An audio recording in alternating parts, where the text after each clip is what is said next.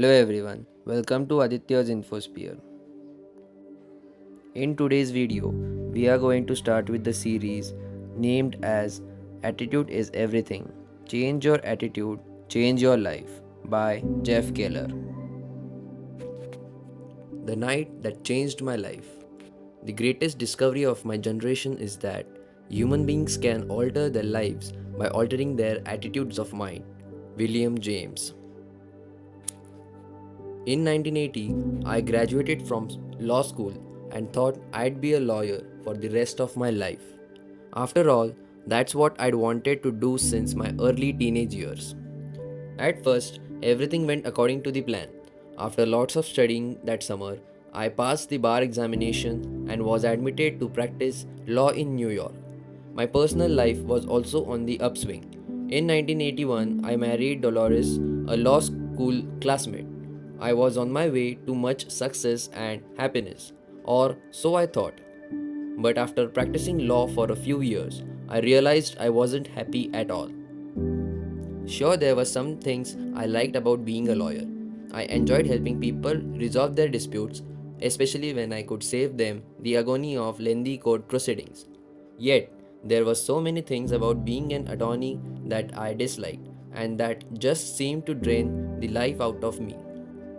Mounds and mounds of tedious paperwork and motions to be filed.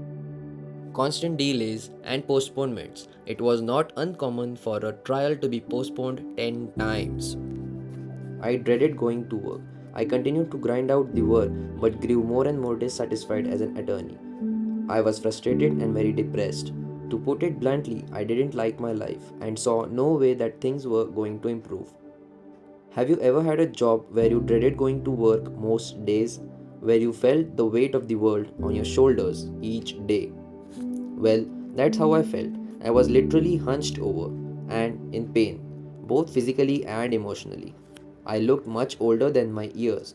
I began to get headaches all the time, and my stomach was constantly churning. Fearing that I had some serious health problem, I saw some doctors and they ordered a battery of tests. Every test came back with the same result. They couldn't find anything physically wrong with me. One of the doctors suggested that I take Malox to calm my upset stomach. Spiritually, I was dead. Nothing in my life had much meaning. This day to day drudgery was also affecting my appearance. Although I was in my late 20s, I looked like I was 40. In the early part of 1985, shortly after I had turned 30 years old, I was burnt out, and one particular evening, while sitting alone in my den, I knew that something had to change. Not knowing what to do, I simply said out loud, "There's got to be more to my life than this. There's got to be more than this misery and unhappiness." Help comes from an unlikely source. Later that night, I was watching TV in the den. It was around 1 am, and my wife Dolores had already gone to bed. But I was feeling so down I couldn't sleep. I channel surfed looking for something to occupy my time. I tuned into all of things an infomercial. Normally, I would have changed that channel in a fraction of a second, but for some reason, I listened. The product being peddled was called the Mental Bank and was endorsed by actress Florence Henderson of Brady Bunch fame. The Mental Bank was a home study course that explained how everything we achieve in life is based upon our subconscious beliefs. I felt so desperate at that point that I decided to go for it. I pulled out my credit card and ordered the program. That night in my den was the turning point of my life. You are not what you think you are, but what you think you are. Dr. Norman Vincent Peale. By the way, when I sheepishly told Dolores what I had done a day or two later, she was shocked. "You did what?" she asked in amazement.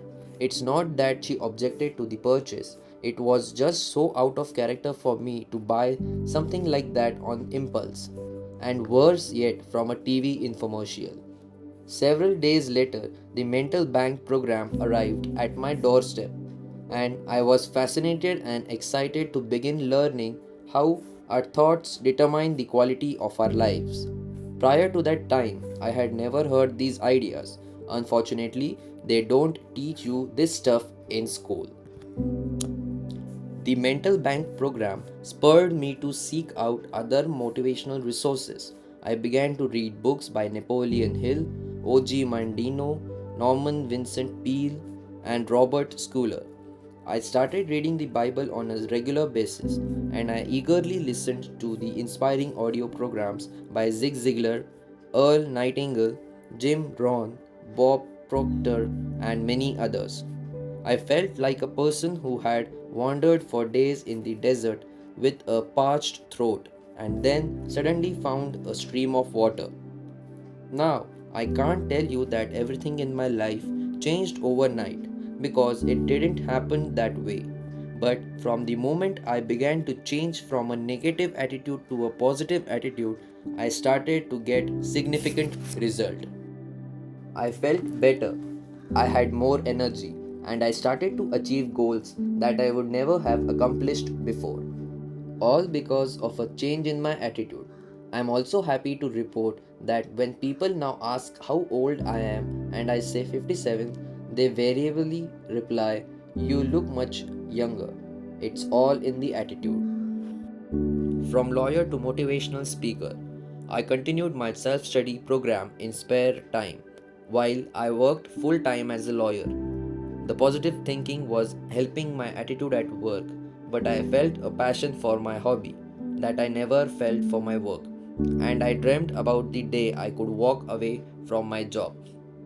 In 1989, after 4 years of intensive research about attitude and motivational concepts, I agreed to present some adult education seminars in the evenings at a local high school. I was to be paid $30 for each 2-hour class, not the kind of money that lets you quit your day job. As I stood in front of the class to start my first seminar, I was petrified. My heart was pounding and I was sweating, but somehow I managed to muster the courage to just do it. The students loved the class, and I got a real adrenaline rush from presenting the material that had revolutionized my own life and that had the power to do the same for others. I was on my way. Eventually, the speaking fees grew a little larger, and in 1990, I decided to phase out my law career over the next few years. This wasn't a simple decision. I had gone to 4 years of college and 3 years of law school to obtain my law degree. On top of that, I had spent 10 years of my life as a practicing lawyer. When you have that much invested in a career, it's not so easy to walk away. Then, of course, there was the money issue.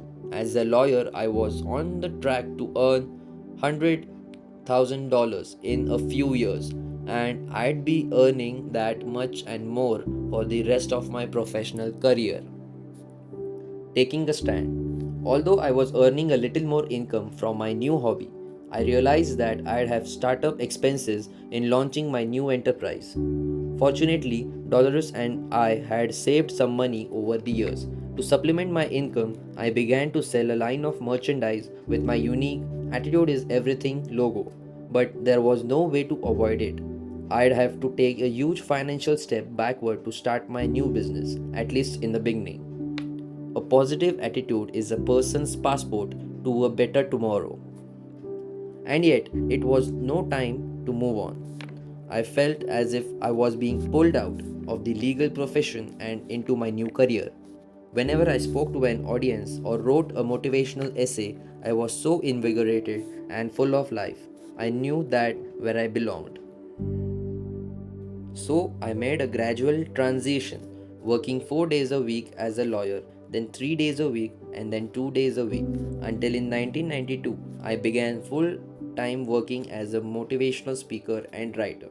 Trust me, my mother wasn't thrilled when I told her that I was giving up the practice of law to speak about attitude. After all, it doesn't carry the prestige of saying, "My son is a lawyer." But these are issues you have to deal with when you take a stand in life. You have to face the fact that some people will disapprove of your decision. I also learned that you often have to let go of some things in your life and take a few steps backward before you can move forward in a new direction. Part of the price I had to pay was giving up the money, prestige, and security of my legal career. By the way, as it turned out, my mother became very supportive of my new career, especially when she saw that I was making progress and that I really enjoyed my work. Why am I telling you all this about my career transition? It's not to impress you with what I've done. Believe me, I've made plenty of blunders and mistakes along the way. I'm sharing my story because I want you to know how drastically my life changed and how much better it got when I made a change in my attitude. Proof positive that indeed attitude is everything. How you'll benefit from this book. Some final thoughts before we launch right into this material. This book can help you no matter how positive or negative you are right now. If you're negative, don't despair. You can use these concepts to develop and maintain a positive attitude and to achieve incredible breakthroughs in your life. If you're already a positive person, you can use these principles to soar to even greater heights of success and fulfillment. Think, act, and talk with enthusiasm, and you'll attract positive results. Michael Leboeuf. I've spent more than 20 years researching why it is that some people succeed while others achieve disappointing results. During that time, I have read a few hundred books and thousands of magazine articles on attitude and success. I have listened to more than 3,000 hours of audio programs. In addition, I have interviewed countless high achievers to learn their success secrets. More importantly, I have personally applied each and every success strategy that is described in this book. So I know from first hand experience that these ideas work and they have the power to literally transform your life. Please don't misunderstand me. I don't claim to be a know it all on these subjects. Far from it, I considered myself a work in progress and I continue to learn every day. However, I know what it's like to have a negative attitude because that's the kind of attitude I had for the first 30 years of my life. I know what it's like to doubt yourself and your abilities because that's what I did for 30 years. All of the positive changes that I've made in my life are the result of practicing the principles you'll read about in this book further. Think, speak, act. This book is conveniently divided into three parts, and each part contains a series of lessons. So, if you ever need reinforcement in a particular area, it will be easy for you to turn to that lesson and reread it. In part 1, Success Begins in Mind. We'll be focusing on the power of attitude and belief to shape your destiny. You'll learn how your success initially depends on the way that you think. In part 2, Watch Your Words. We'll concentrate on the way that you speak, how your attitude is reflected in your words, and how positive language can help to propel you towards your goal. In part 3, Heaven Helps Those Who Act. We'll cover the final leg of our journey. Even if you think positively and speak positively, you won't achieve your dreams until you act. You can't sit back and just expect success to pay you a visit. In this section, you'll learn the action steps that will turn your dreams into reality. When you think, speak, and act in ways that support your success, you're firing on all cylinders and on the way to achieving phenomenal results in your life. You're about to embark on a journey that will bring you success and happiness beyond your wildest dreams. So, let's get started. In next episode of this series, we will read about how your attitude is your window to the world. Till then, like and share this video with your friends, family and colleagues. Subscribe to Aditya's Infosphere and click on the bell icon to receive the notification as soon as the second episode is uploaded. Also comment about which point inspired you in this episode. Take care and have a good day.